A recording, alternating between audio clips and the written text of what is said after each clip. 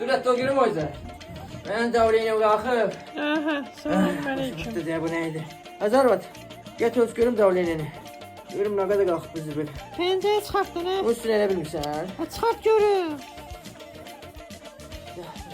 Allah başıma da partiydi. Hamısı çay içməkdən. Az başımı xarab eləmə. Çaydan davranayım kalkıp. Onda her Azerbaycan desin ki ben davranayım kalkıp. Bu da elə helətdən ha.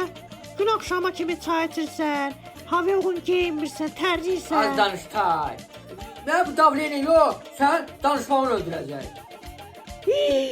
Daha tavlenin qalxıb gömülləyi. Ne kadar da? Şu xeyr ay canım. 180-in 90-a. Ey Allah sen tufağı dağıtmasın ha. Evet. Az 180'in 90'a da. Azdır. Kalkıp gömmülüne özde. Samolyot nedir bu kalkıp gömmülüne? Yarın ki paraşüt uzadı var aşağı düşebilecek. Buna çəkmə. Ha git ben kaynar su getireyim koyup deniz parasetamol ver parasetamol atacağım. Su geldi.